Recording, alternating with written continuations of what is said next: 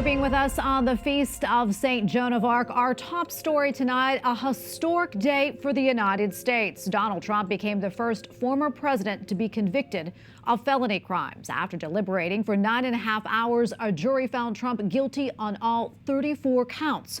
Prosecutors accused Trump of falsifying internal business records to cover up hush money payments tied to an alleged scheme to bury stories that may torpedo his 2016 White House bid.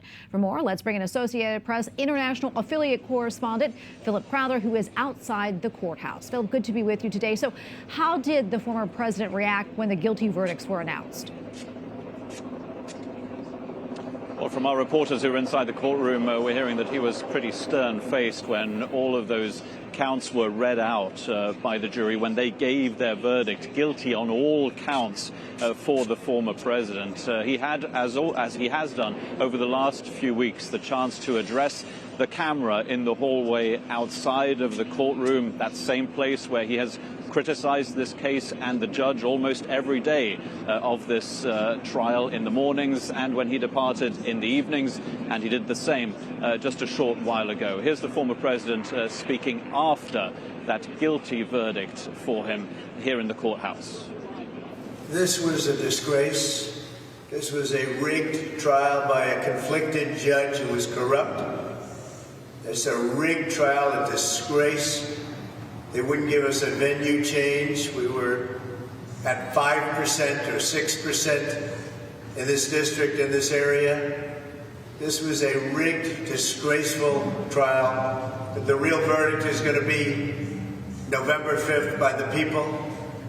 And they know what happened here, and everybody knows what happened here. You have a Soros-backed DA and the whole thing. We didn't do a thing wrong.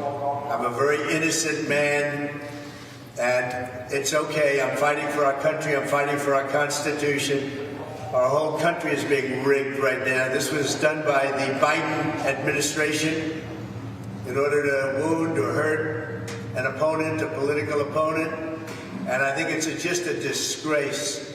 And we'll keep fighting. We'll fight till the end, and we'll win, because our country's gone to hell. We don't have the same country anymore. We have a divided mess. We're a nation in decline, serious decline. Millions and millions of people pouring into our country right now from prisons and from mental institutions, terrorists, and they're taking over our country. We have a country that's in big trouble. But this was a rigged decision right from day one, with a conflicted judge who should have never been allowed to try this case, never. And we will fight for our Constitution. This is long from over. Thank you very much.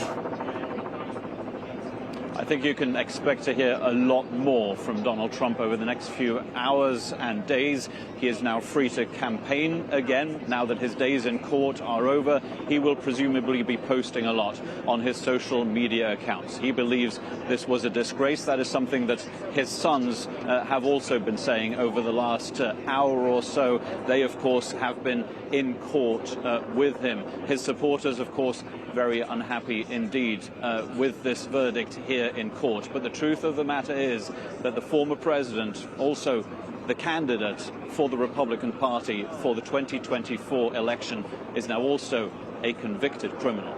Well, Philip, we can hear a lot of noise in the background there. What's the atmosphere outside the courthouse right now? Well, look, we are just opposite the courthouse here, and there's a park right here where essentially the two groups have been kept apart. The two groups being supporters of the former president and those who we heard celebrating here just a short while ago. That is, in fact, how I found out that he had been found guilty. I was on the phone, but at the same time was seeing people celebrating, and they were clearly in the camp that wanted to see the former president convicted in this case. There's a lot of media, of course. Now we're going into overdrive. Everybody reporting on this news to everybody around the world. This is a case that is of interest to everybody. And we also saw more and more people arriving here who wanted to have what essentially is a front row seat. They weren't able to get inside the courtroom, but they wanted to be here when that verdict was made official. We're also hearing helicopters overhead. It is now time for the former president to move out of the courtroom. His motorcade now on the way, and essentially those long days in court for everybody involved, for the jury, for the prosecution, for Donald Trump's defense lawyers, for the former president himself, they are now over. Well, Philip, just out of time right now, but quickly, what happens next? Well, we know that the sentencing is going to be happening on July the 11th, so everybody involved in this case, with the exception, of course, of the jury, will be back in this courthouse. That is just a few days before the Republican convention in Milwaukee, when Donald Trump will be nominated officially to again be the candidate for the Republican Party in the November election. In the meantime, we will presumably hear about an appeal on behalf of the Trump campaign, and we will hear a lot from the former president because, again, there is no bail here involved. He is free to move. He is free to campaign again. So after spending long days in court, presumably he will be back on the campaign trail in earnest now, but he will be doing so as a convicted criminal. Philip Crowther in New York City for us tonight. Philip, thank you.